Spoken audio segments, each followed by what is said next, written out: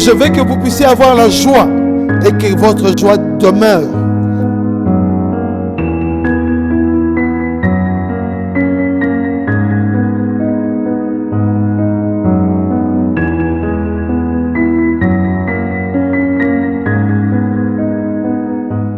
Bien-aimés le Seigneur, soyez bénis, que Dieu puisse abonder sa miséricorde dans vos vies, sachant que nous sommes là en train de combattre chaque jour pour une destination que Dieu a choisie pour nous. Il y a un plan de gloire pour toi, pour moi, mais on doit rester fidèle à Jésus-Christ.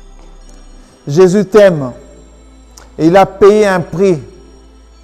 Vous savez, il y a un péché que les gens n'arrivent pas à comprendre, c'est le péché contre le Saint-Esprit. Il y a tout le péché, comme la Bible dit, que ce sera pardonné, mais ce péché-là ne sera point pardonné. Pourquoi? Parce que un Dieu qui laisse son trône, qui descend sur la terre, et les humains sont en train de dire non, on ne tient pas compte. J'ai vu beaucoup de gens, mais ils ne veulent même pas sentir parler de Dieu. Mais Dieu, le créateur de toutes choses, c'est pour ça qu'il a dit, ce péché-là, c'est péché contre le Saint-Esprit parce que c'est le temps du Saint-Esprit. C'est le temps où le Saint-Esprit vient vous convaincre. Mais quand vous refusez que le Saint-Esprit vous convainque, alors vous péchez contre le Saint-Esprit. Alors à ce moment-là, il n'y a même pas de solution pour vous. Si vous mourrez à cet état-là, parce qu'il y a des gens qui vont se repentir, qui seront sauvés.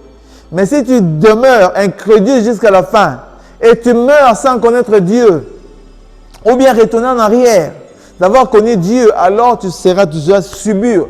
Parce que c'est un Dieu qui est descendu pour te sauver. Il n'a pas fait ça pour Israël, mais il l'a fait pour toi. Alors nous serons plus jugés par rapport à Israël. Ils ont eu le temps que Dieu voulait se révéler en eux. Ils ont passé leur temps plus à combattre qu'à manifester dans toutes les nations que c'était le peuple élu de Dieu. C'est très important. Et Dieu, quand il les a visités, Jésus a dit, Jérusalem, Jérusalem, toi qui tues le prophète. Combien de temps j'ai cherché. Dieu a fait le nécessaire pour chercher son peuple. Parce que c'était le peuple de Dieu. Il y avait plusieurs nations, mais Dieu avait choisi Israël.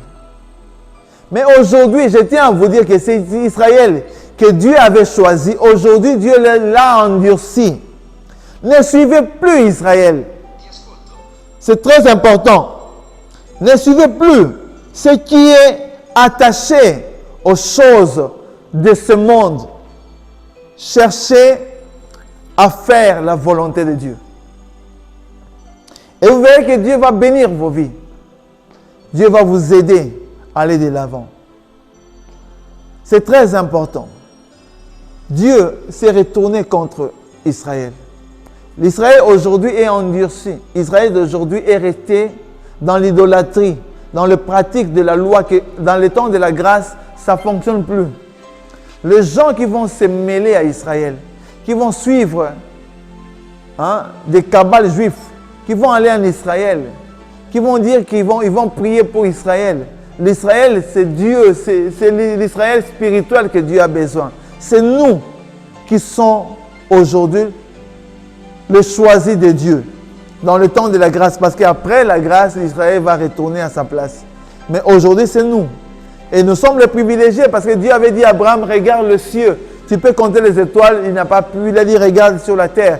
Tu peux compter le sable? Non, parce que le sable représente Israël. Mais le ciel, c'est Jésus-Christ qui est venu du ciel pour porter le salut. C'est nous, le peuple de Dieu. Oh, bien-aimé de le Seigneur, changeons notre façon de voir. On va prier. On va laisser ce temps ici dans les mains de Dieu. Dieu Tout-Puissant, nous te remercions parce que tu es notre Dieu. Nous voulons te bénir, Seigneur, parce que tu es celui qui accomplit ta volonté dans nos vies. Nous voulons laisser ces enseignements dans tes mains, Seigneur. Bénis tes enfants qui vont suivre ces messages, qui sont en train de suivre ces messages, Seigneur. Bénis leur cœur. Soutiens leur vie.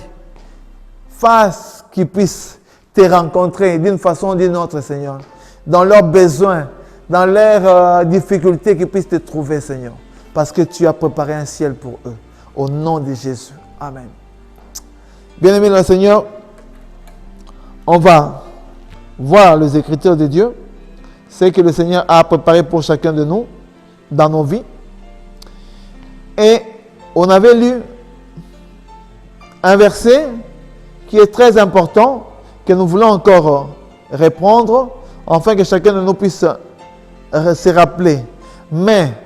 Et je tiens à vous rappeler que nous sommes toujours dans notre émission, le sentier de la vie chrétienne, où on est en train de parler d'un sujet très important du ciel. Et on reprend le dernier message qu'on avait dit, le dernier verset, le Philippiens 3:20, où on disait « Mais notre cité à nous est dans le ciel, d'où nous attendons aussi comme sauveur le Seigneur Jésus-Christ. » C'est l'objet de notre espérance, car c'est là que sont inscrits les noms de ceux qui appartiennent au Seigneur Jésus-Christ. Le nom de ceux qui appartiennent. Oh bien-aimé dans le Seigneur, le nom. Si ton nom ne se retrouve pas dans le livre de vie, quel que soit ce que tu as fait. C'est pour ça qu'il y a beaucoup de gens, il y a beaucoup des hommes, je vois dans ce temps de la fin, ils se sont introduits comme pasteurs. Alors que ce sont des musiciens, mais ils ont trouvé que la musique, à la fin, ils vont toujours chanter, ils vont chanter et ils ne pourront plus faire rien. Et ils se sont autoproclamés pasteurs.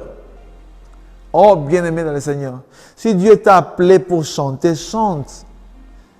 Tu vas mourir chantant, mais Dieu va te bénir. Je sais que dans la réalité de la musique chrétienne, la plupart des gens n'arrivent pas. C'est-à-dire que c'est comme si, vous savez, chanter, c'est vraiment un combat de chaque jour. Les gens qui sont des musiciens, ils savent que la chanson, c'était Lucifer qui portait ça devant Dieu. Mais il combat vraiment les chanteurs.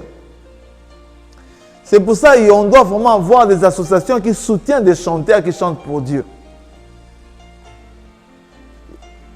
En Europe, il n'y en a pas de société qui soutient, qui peut payer des chanteurs qui chantent pour Dieu. Parce qu'ils sont là, ils sont plus libres.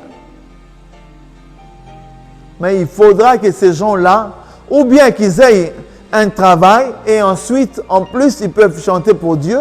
Parce que s'ils chantent, à la fin, quand leurs albums ne fonctionnent plus convenablement, ils vont maintenant se autoproclamer des pasteurs. Pourquoi? Parce qu'ils tiennent, au moins, ils tiennent à leur survie. Ils doivent vivre. Ils doivent aller de l'avant. Ils doivent payer leurs besoins. En tant que pasteur, ils peuvent faire quelque chose. Mais en tant que musicien, si la musique, les chansons, les albums ne se vendent pas, ils auront des problèmes. C'est pour ça ils abandonnent cet aspect-là pour venir. Oh, bien-aimé dans le Seigneur, si Dieu ne t'a pas appelé à quelque chose et tu le fais, sache que tu es en train de passer un temps inutile. Il y aura beaucoup de gens qui vont se demander, Dieu va te dire, mais moi je ne t'avais pas appelé là-bas. Moi je ne te connais pas là-bas. Je ne te vois pas là-bas. Mais tu as passé tout ton temps, 10 ans, 20 ans, 30 ans, à faire quelque chose là où Dieu ne t'avait pas appelé. Oh, bien-aimé le Seigneur. Vous savez, le ciel, c'est notre demeure, c'est notre résidence. Mais on doit connaître comment arriver. On doit connaître comment arriver. On doit comment est formé ce ciel-là. C'est très important. Alors, on va aller de l'avant. Où est le ciel? Où est le ciel? La Bible en parle comme étant un lieu très élevé. Au-dessus des cieux, inaccessible à l'être humain. Plus éloigné que les plus lointaines galaxies, qui n'est pas de cette création, c'est-à-dire que sa composition n'est pas matérielle. Donc le ciel, ce n'est pas quelque chose que tu vois. C'est comme la planète que nous voyons ici, que vous pouvez voir. Hein? Le ciel de Dieu, ce n'est pas visible. Ce n'est pas créé, ce n'est pas de cette matière. Vous voyez l'âme qui est en nous. C'est quelque chose que tu n'arriveras jamais à voir ton âme. L'âme qui est en nous, tu n'arrives pas à voir ça, mais il est en toi. Tu sauras que l'âme est en toi quand tu dors, quand tu meurs, l'âme sort. Ah, c'est là où tu réalises vraiment que j'avais l'âme qui était en moi, mais c'est en toi, mais tu ne vois pas. C'est comme ça. C'est quelque chose d'invisible qui est en toi. Mais ce n'est pas matériel. Le matériel qu'on est en train de voir, c'est le corps. Mais l'âme qui est en toi, qui sera reliée à l'esprit, ces deux choses vont s'allier vers Dieu. Donc, la Bible dit que c'est éloigné de plus loin galaxie. Il n'est pas de cette création, c'est-à-dire de sa composition n'est pas matérielle. Il est présenté spirituellement comme le lieu de la demeure de Dieu, qui remplit les cieux de sa gloire et de sa sainteté. Le lieu de la demeure de Dieu. Parce que le second ciel, quand le diable était précipité, il est tombé et il a pris aussi le deuxième ciel. Là où il a fait un peu sa résidence. Donc quand on parle de cieux, on doit oublier le second ciel. On doit parler du premier ciel, du troisième, quatrième jusqu'au septième. Là où il y a la résidence, le trône, là où on voit Jean est en train de dire, j'ai vu quelqu'un qui est assis sur le trône. Ça, c'est le trône de Dieu, le lieu très saint, la sainteté, le lieu où il y a la pureté. Donc, Dieu est saint. Si tu veux entrer dans le lieu saint, tu dois être saint. C'est la sainteté qui attire. Ce n'est pas la compromission qui va attirer ta vie vers Dieu. C'est très important que chacun puisse se rappeler la sainteté. C'est important la sainteté envers Dieu. Si tu es saint, tu marches dans la sanctification, Dieu va te bénir. C'est très important. Et si nous, on est en train de voir où est le ciel, on est en train de parler, c'est un lieu élevé, inaccessible à l'être humain. Donc on ne peut pas entrer comme ça, tu te réveilles, alors je prends ma voiture, je vais au ciel. Non. Pour entrer, tu dois mourir. Et il y aura des gens qui vont se limiter au deuxième ciel. Ils ne verront jamais le troisième, ils ne verront jamais le quatrième, ils ne vont jamais passer pour aller dans le lieu de notre rendez-vous. Bon, les gens qui meurent aujourd'hui, ils ne vont pas directement dans le trône de Dieu qui est dans le septième ciel. Ils vont dans le troisième ciel, mais là aussi, il y a la vie. On va en parler dans le temps voulu par Dieu, où on va essayer de donner des témoignages des gens qui ont vécu cette expérience-là, qui vont nous aider un peu à compléter les éléments qui sont un peu cachés, qu'on n'arrive pas à découvrir à travers la parole de Dieu. C'est très important. Ainsi parle l'Éternel, le ciel est mon trône et la terre est mon marchepied. Quelle maison pourrez-vous me bâtir et quel lieu me donnerez-vous pour demeure? Ésaïe 66. Ça, c'est ce qui est important, le verset 1. Le ciel est mon trône et la terre est mon marchepied. Donc Dieu est relié. Quelle maison on peut construire à notre Dieu? C'est pour ça que Dieu a dit, là où il y a 2 ou 3, c'est déjà un lieu. Autrefois, il fallait aller en Israël, dans le temple. Ils ont construit une maison où il y avait des maisons de sacrifice. Mais Dieu a dit non.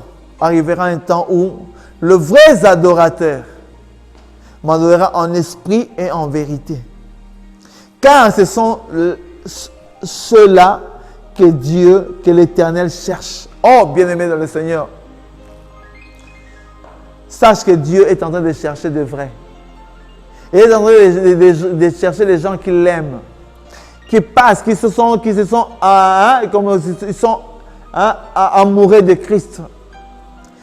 Prends ton temps, quel que soit ce que tu es en train de faire, laisse que le Seigneur puisse te guider. Dieu va te bénir, il va t'aider, il va ouvrir des portes afin que tu puisses aller de l'avant, parce qu'il y a un plan merveilleux pour toi. Laisse que la grâce de Dieu puisse pénétrer dans ton cœur afin que tu puisses voir de grandes choses. Dieu a établi des choses que tu ne peux jamais saisir, mais si tu entres dans sa présence, il va te bénir. La grandeur de Dieu va se révéler en toi. Sa présence va te conduire chaque jour. Mais il y a un temps que Dieu a établi pour que le jugement vienne sur cette terre. Mais chacun de nous, on doit se rappeler. La Bible dit, l'année de la mort du roi Osias, j'ai vu le Seigneur assis sur un trône et très élevé, et les pans de sa robe remplissaient le temple. Vous savez, voir le trône de Dieu et voir le pan de sa robe. Donc Dieu avait une robe qu'il avait mis et ça remplissait le temple. Vous voyez comment Dieu est glorieux. Comment la présence de Dieu peut remplir toutes choses. Oh, bien-aimé dans le Seigneur, il y a un trône de Dieu qui existe. Il y a un lieu céleste que Dieu a préparé pour nous. On va aller le voir. Si tu vis dans le péché, tu ne verras jamais le Seigneur. Si tu es insolent, tu ne verras jamais le Seigneur. Si tu as touché à la magie, à l'occultisme, tu ne verras jamais le Seigneur. Seulement ceux qui vivent dans la sainteté. La sainteté, c'est-à-dire que c'est pareil des choses de ce monde. Oh, bien-aimé dans le Seigneur, même les petites choses. C'est pour ça qu'on doit avoir l'habitude de demander pardon chaque jour à Dieu. Toi et moi, on doit faire cet effort-là. Je ne tiens pas à vous dire que je suis arrivé, mais je m'efforce chaque jour pour arriver. C'est pour ça que je veux que tu puisses aussi t'efforcer. Parce qu'il y a un plan glorieux que Dieu a préparé pour toi. Notre Dieu est au ciel, il fait tout ce qu'il veut. Quelques-uns ont eu le privilège d'avoir une vision du ciel, comme le prophète Ésaïe, les apôtres Jean et Paul. Il faut noter qu'ils ont été saisis tantôt de crainte, tantôt d'émerveillement, en découvrant la gloire qui le remplit. Vous savez, les gens qui ont eu accès au ciel. Ah, Dieu Tout-Puissant. J'ai dit, si tu rencontres des seigneurs et tu restes toujours identique, alors tu as un problème, tu es possédé. Vous vous rappelez des mages qui sont venus. C'était des occultes, des gens qui voyaient des étoiles, qui lisaient le signe des temps. Ces gens-là, comment tu peux lire le signe des temps? Ils savaient déjà qu'il y aura dans tel temps, quand vous verrez une étoile, alors ce sera l'étoile de Fils de Dieu. Ils ont vu ça, ils ont suivi.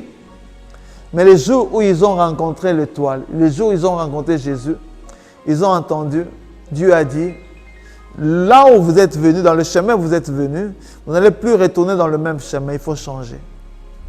Bien-aimé dans le Seigneur, si tu ne changes pas, tu ne pourras pas voir le Seigneur. Si tu ne vis pas la sanctification dans ta vie, tu ne pourras pas voir le Seigneur. Si tu restes toujours dans les églises où Dieu n'est pas, tu ne vas pas voir le Seigneur. C'est le temps d'avoir Jésus-Christ dans ta vie. C'est le temps de lire la parole de Dieu. C'est le temps où les gens ne doivent pas dire que toi tu es un témoin de Jéhovah. Non. Que tu es un témoin de Christ Jésus. Hein? Que tu es un branhamiste. Non. Je suis un chrétien. Je suis un Jésus-Christ. J'appartiens à Christ parce qu'il est en moi. Je m'identifie en Christ. Je ne veux pas d'autre nom. Pentecôtiste, évangéliste. Non, non, je vais être un chrétien en Christ. Assidu en Christ et je vis en Christ. Je me force comme Christ, comme Paul disait. Je me bats pour ne pas être abandonné après avoir prêché aux autres. Oh, bien-aimé dans le Seigneur, toi qui reçois ce message, reconsidère ta voix et sache qu'il y a un temps que Dieu a préparé pour chacun de nous. Il y a des gens qui ont fait des expériences merveilleuses. J'admire quand j'entends ces témoignages-là. J'admire quand j'écoute ce que Dieu a fait dans leur vie. Ils ont vu, ils sont passés de moments merveilleux. Et le ciel existe. Comme Paul, ils ont fait cette expérience-là. Il y a beaucoup. Le prophète Ésaïe, l'apôtre Jean, dans l'île de Patmos, il a vu beaucoup. L'apôtre Paul a été enlevé, ravi. Il a entendu des choses ineffables. sans pouvoir préciser si c'était en esprit ou avec son corps. Mais je crois que c'était avec un esprit. Hein? Il était sorti en esprit, mais il se voyait qu'il avait un corps glorifié parce que tu dois avoir un corps quand tu sors. C'est pour ça qu'il ne savait pas identifier si c'était avec son corps ou sans son corps. Mais les témoignages d'aujourd'hui nous disent que quand tu sors, Dieu ne te ravit pas avec tout ton corps. Non. Alors, ceux qui ont été ravis avec leur corps, on a Enoch dans l'Ancienne Alliance, on a le prophète de l'Ancienne Alliance, hein, Élie, et Jésus-Christ. Ils ont été ravis dans leur propre corps. Mais les autres, là, non. Parce que Paul ne pouvait pas, Dieu n'a pas voulu qu'il puisse aller avec tout son corps, non. Il y a des gens que Dieu n'a pas voulu. Donc lui, parlons de ça, il est sorti. C'est-à-dire qu'il est sorti de son corps. Ce n'est pas comme les gens font des projections astrales, les abominables pasteurs, les occultes, les gens qui utilisent la magie, qui utilisent la Kabbalah pour porter les gens en erreur. Ils ont touché à la magie, la magie juive. Et ils veulent maintenant injecter ça sur les églises. Hein? Et je tiens à vous dire que ces gens-là qui font des sorties astrales parce qu'ils ont étudié. Ils ont étudié, ils sont devenus des kabbalistes. Ils ont étudié les choses des Juifs. Parce que, vous savez bien, les Juifs d'aujourd'hui, ils sont tellement aveuglés. C'est comme, vous voyez, des Asiatiques qui ne connaissent pas Dieu. Ils ont leur Dieu dans la rue, ils ont des dieux partout. C'est comme ça maintenant aujourd'hui les kabbalistes. Ils se sont retournés dans Genèse 6 à écouter les anges qui sont descendus là, les Néphilim, les anges qui ont fait des enfants. Ils ont eu des enfants qu'on appelle les Néphilim. C'est eux maintenant, ils écoutent. Ils viennent maintenant dans le corps parce que eux, les Néphilim, aiment bien habiter dans le corps des humains parce qu'ils sont moitié humains, moitié anges. Mais comme ils ne sont pas visibles, ils veulent habiter dans le corps. Ce sont des démons que nous on appelle maintenant. Et quand ils viennent, ils vous enseignent ces enseignements-là. Les ancêtres là dans le temps de Noé, ce sont ces gens-là qui ont pratiqué ce genre de choses que les Juifs ont récupérées, qui sont en train de pratiquer aujourd'hui dans la Kabbalah. Alors, le Kabbalah juif, vous devez faire attention. Les gens qui sont liés à ça, vous devez bien faire attention. Ne vous fiez pas parce que c'est un Juif, alors je dois le suivre. Parce que... Non. Suis un Juif messianique. C'est très important. Alors, il y aura la gloire de Dieu. S'il n'est pas un Juif messianique, non, ne le suivez pas.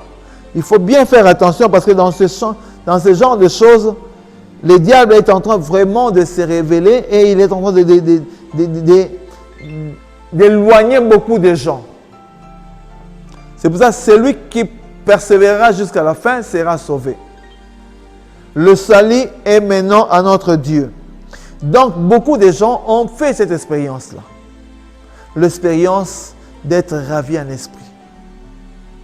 Et moi, je remercie le Seigneur. Moi, je n'ai pas eu ça, mais ma femme a eu 3 fois. Elle a été ravie en esprit. Elle a vu des choses glorieuses. Des choses qu'on ne pouvait pas expliquer. Elle a vu le royaume des cieux. Elle a vu les anges se préparer pour le retour de Christ.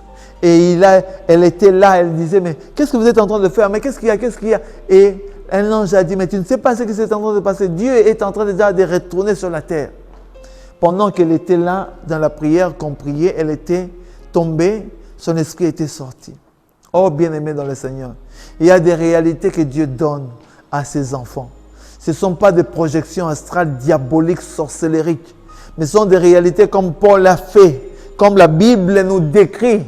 Si on suit ce qui est décrit dans la Bible, c'est biblique. Mais si on fait des incantations diaboliques, alors là, c'est quelque chose du diable et beaucoup de gens vont se tromper. Et il y aura beaucoup de crises dans la vie de beaucoup de chrétiens. C'est pour ça que je tiens à vous dire, bien-aimés dans le Seigneur, réfléchissez. Le salut est en Jésus-Christ. Dieu nous a donné cette opportunité pour que nous puissions marcher avec lui.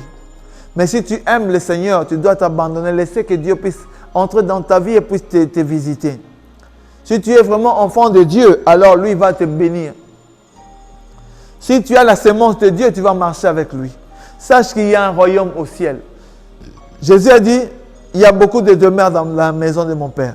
Si cela était, je vous l'aurais dit. Mais je vais vous préparer une place, afin que là où je suis, que je vienne, puisse vous prendre. Et parler à ses disciples. Mais nous, aujourd'hui, nous sommes aussi ses disciples.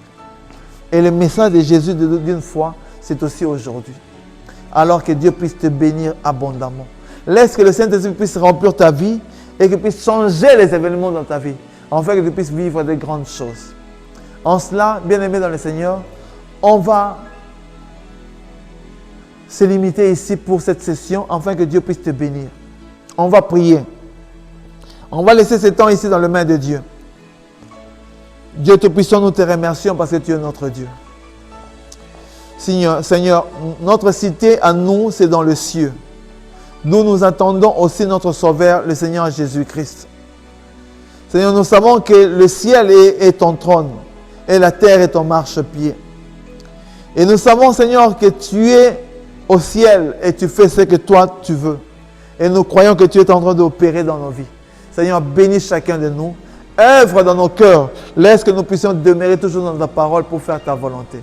Bénis tes enfants et bénis toutes choses au nom de Jésus. Amen. Que Dieu vous bénisse. À la prochaine.